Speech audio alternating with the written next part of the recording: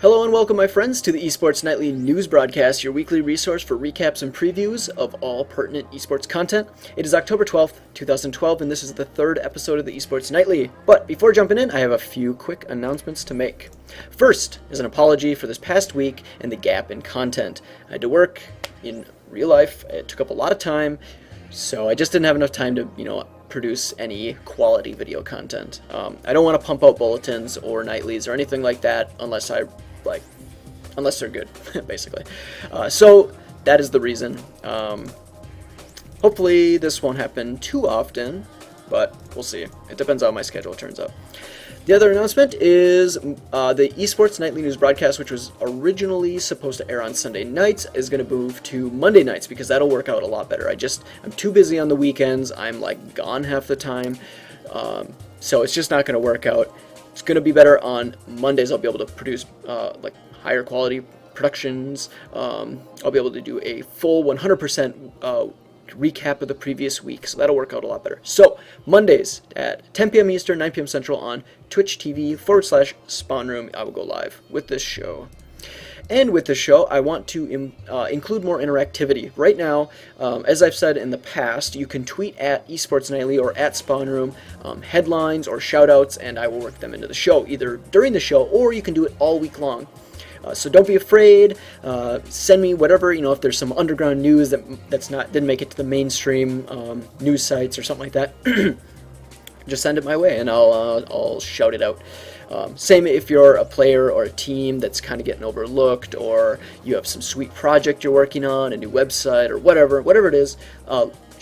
Shoot it my way. I'll take a look if it's relevant, if it's something that people would be interested in. I'll shout it out. I'll share it, to the viewers and stuff like that. So, I also would like to work in either Skype calls or Google Plus Hangouts and bring on guests, and not just players and teams and prominent esports figures, but viewers just like you, community figures, people that just want to share their opinion about something. If you got something to say about a specific topic, or you just got back from the latest MLG and you want to share your experience, I want to bring people on for a 30 to 60 second segment. So I'm going to be kind of figuring out how I'm going to work that in. I'll probably have to make some new interface stuff, figure out the logistics behind it, but hopefully soon I will start integrating that. And lastly, the esports bulletins that are being uploaded Monday through Friday are now being uploaded in the morning. So that way it will recap the entire previous day 100%, and it'll preview all the upcoming content for the day ahead. And yeah, so you can drink your coffee while you're watching it. You can at work or before class or whatever. It'll be uploaded around between 7 and 8 in the morning Central Standard Time. Okay. Now let us move to the headlines for October 1st through the 7th, or bulletin numbers 69 through 72. The biggest news this past week, and perhaps the biggest in recent memory, was the culmination of 12 teams competing in Riot's League of Legends World Championship playoffs. The best teams in the world went head-to-head for 3 days to secure a chance at the grand final event tomorrow, October 13th, which features a massive $1 million first-place prize pool. Fortunately, the tournament wasn't without problems. It faced complete internet outages, allegations of cheating by a number of teams, and long wait times between matches. So I think expectations for this tournament were really high, and there was some pretty serious problems. So there was a bit of an outrage, but it wasn't devastating by any stretch of the imagination. It was still a lot of fun, great matches. So they did move the semifinal matches, though, because on Saturday there was such bad internet problems that they couldn't even play. So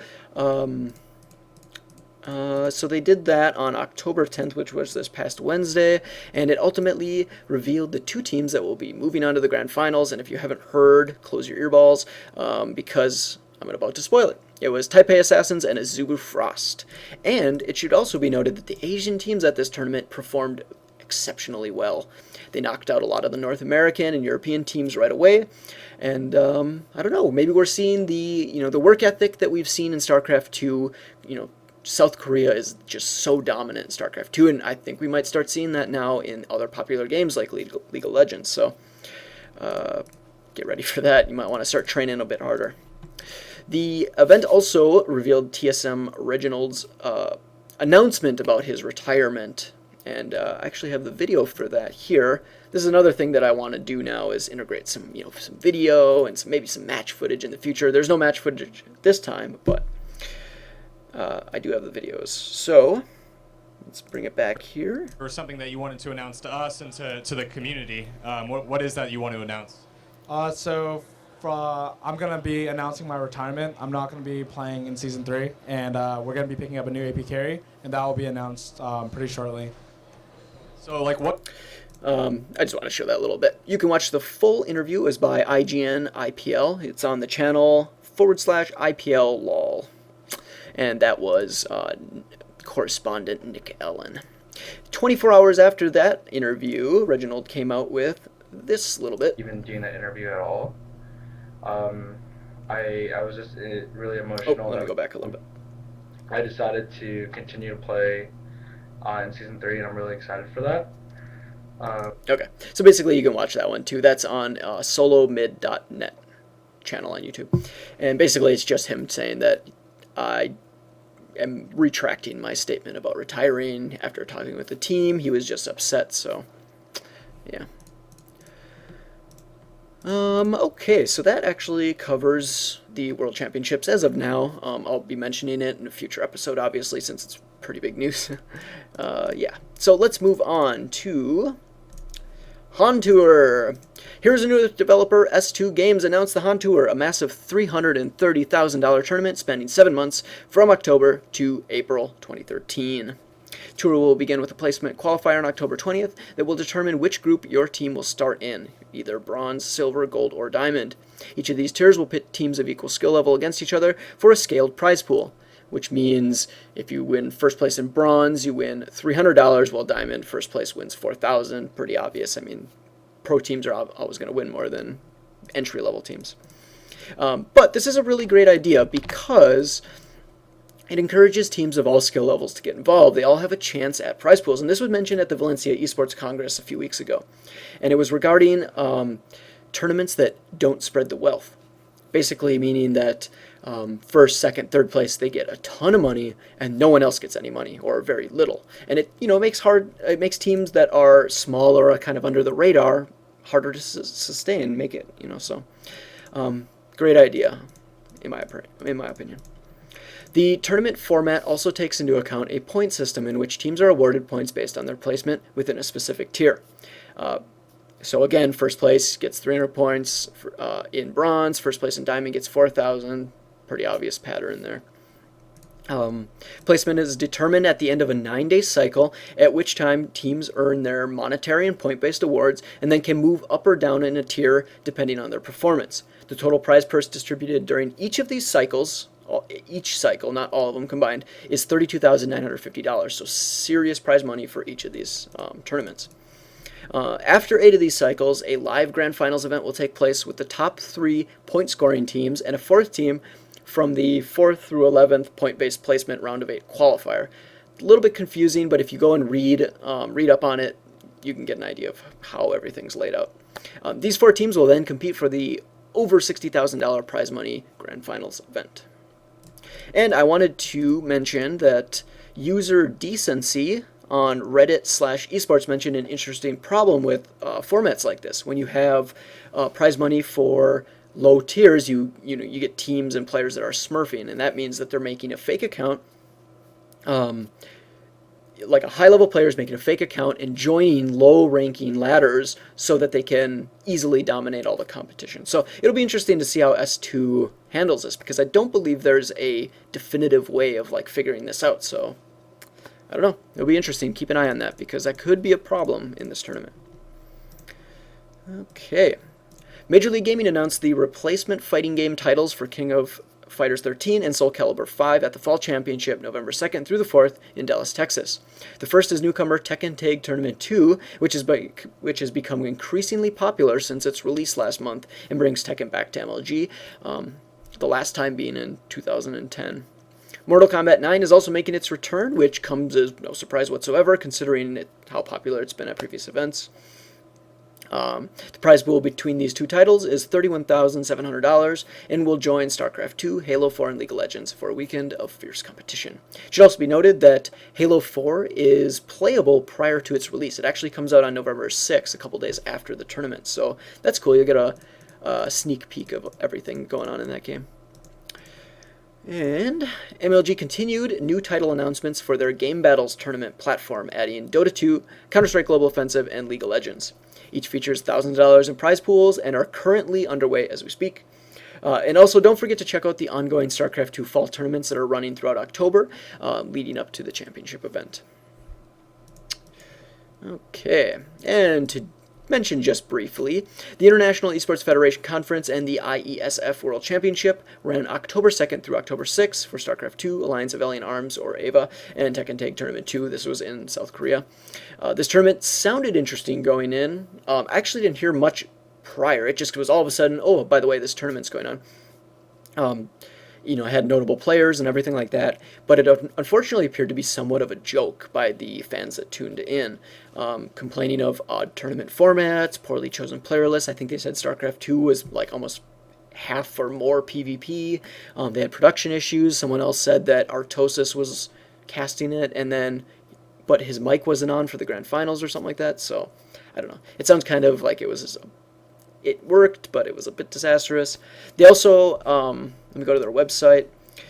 Their website was not helpful at all. They didn't really have much information, so I don't know. Yeah, not much on there. Pretty sparse. But moving on. Fighting game organizers behind Final Round, East Coast Throwdown, and Northeast Championships have announced a Tekken Tag Tournament 2 East Coast Tournament circuit that will award top players stipends to travel to other events. The format will feature a point system that will determine who is chosen to fly out to the next event. So basically, if you win first place at the first tournament and then second place at the second tournament, it doesn't mean that you don't win a stipend, because if you say the guy who got first at the second tournament got third before, he would actually have less points than you, and you would get to move forward. So it's pretty cool. They're just basically encouraging or hopefully getting new players to travel easier to all the East Coast events. It will kick off at the Northeast Championships. It will go towards Final Round and then East Coast Throwdown, and then the winner of that will go to EVO 2013. Awesome. And lastly, Jedi Rob, founder and event director of Devastation Annual Gaming Conference that has featured titles from fighting games to StarCraft 2, has released a video stating that there will be no event this year. Cancellations due to lack of time and financial issues. So check over there, because I'm going to play it right now. We've had our troubles because of that. And in 2010, many of you don't even know this, is that we had a very large sponsor that was signed up that actually, contracted out, signed the paperwork, and ended up skipping out on the bill for us, which was a bit of a blow at the time. Unfortunately, my salary could take most of it, and I was able to kind of come through that semi-unscathed. Some people still getting paid on that, as it were. And last year, unfortunately, we had just a terrible heartbreak of an event. Financially, I think everybody who came had a great time. Everybody played. Everybody's looking forward to the next year. But for us, we had a huge sponsor that was going to be our marquee sponsor that dropped out really a week before the event. After we've already done all the agreements and all the things, we're ready to execute on this stuff, and we lost a really big sponsor. You can watch the video, on your own. It's at Devastation event. Very unfortunate. He should be commended, though, because he's, like he said, he's paying these people out of pocket, like people who had tournament winnings, because the sponsors couldn't provide the prize pools or whatever. He's actually compensating them himself, so that's very commendable, because a lot of people would probably just say, sorry, I can't do anything about it. If you continue to listen, he also talks about how he had to sell his prized comic book collection to make up more money, and I don't know, very unfortunate circumstances. So, all right, you can find all these headlines and more at spawnroom.com/news and on the esports bulletins that air during the week in the mornings. You can find them at youtube.com/spawnroom. And normally I would do This Week in Esports, October 8th through the 14th, but since the week's almost over, it doesn't really make sense. So, next episode, though, we'll have the preview. Just heads up. Okay. That wraps up this episode of the Esports Nightly News broadcast. Thank you very much for tuning in. Again, consider subscribing above. It helps out a lot. Tell your friends, share it wherever else, on Twitter or whatever, and give me some feedback. I really do listen to the feedback. I want to make this show really badass and improve it. So if there's anything you don't like, if you think I should change anything, even like something very minor, just let me know, and I'll see what I can do about it. So thank you very much for watching. Appreciate it. And I'll see you next time. Stay tuned.